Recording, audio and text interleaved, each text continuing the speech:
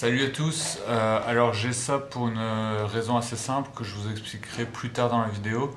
C'est juste un petit accrochage de parcours. Mais voilà, ça fait 2 jours que je suis à l'hôpital, je suis arrivé mardi matin, donc je suis dans la troisième journée. Je suis arrivé mardi matin, mardi après-midi, on m'a remis un cathéter central, comme j'avais déjà expliqué dans une vidéo précédente. Mardi après-midi, on m'a donc emmené en anesthésiologie. Et voilà. On s'apprête à me mettre le cathéter central qui va être juste là, comme la fois passée. Donc je suis avec deux anesthésiologistes qui vont faire la petite intervention. Bon, sur cette vidéo, je fais un peu le fanfaron, je rigole. Je dis anesthésiologiste au lieu de anesthésiste. Euh, J'étais dans mon état normal encore. Et en fait, la pose du cathéter s'est moins bien passée que la première fois. Donc la première fois, c'était un peu passé comme dans du beurre. Et là, l'anesthésiste a galéré un peu à trouver ma veine. Donc le cathéter va directement dans la veine cave. Il a galéré à trouver ma veine. Et en plus, l'anesthésie n'avait pas bien fonctionné. Donc ça a été assez douloureux, assez gênant. J'ai sué des grosses gouttes. Et il s'est excusé 5-6 fois à la fin, et je lui ai dit 5-6 fois, c'est pas de votre faute, ma veine est mal foutue, donc ça peut arriver. Quoique je me demande si c'était pas un peu de sa faute quand même. Et donc après la pose du cathéter, il faut une radio pour voir si le cathéter est bien placé. Donc on fait la radio, je retourne dans la chambre et j'avais une petite douleur en fait au poumon droit. Et donc j'appelle l'infirmière, je lui dis, le docteur arrive et elle me dit qu'elle a reçu la radio du thorax et que en fait j'ai un pneumothorax. C'est donc pour ça que je suis sous oxygène.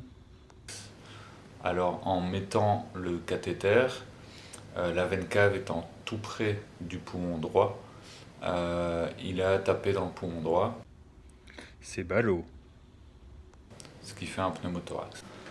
Le pneumothorax, ça fait un petit peu mal quand je respire, c'est pas une douleur insupportable, et ça se remet en place de soi-même en fait.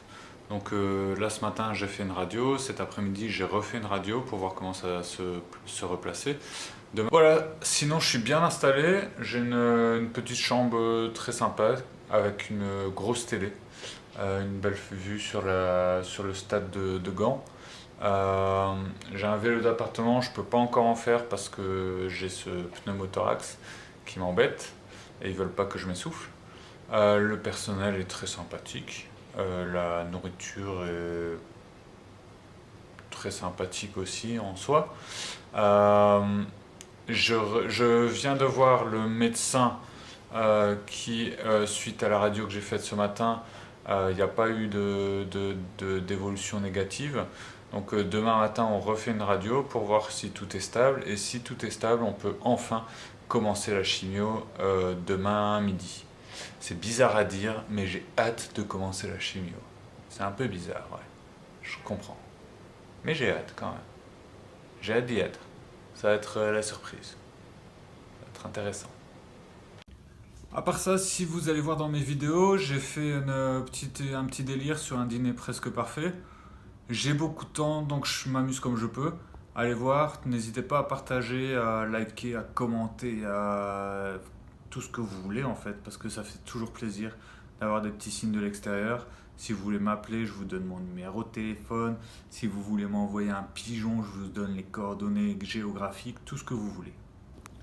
Alors un ami m'a conseillé de vous partager des tranches de vie, donc je vous présente le petit déjeuner.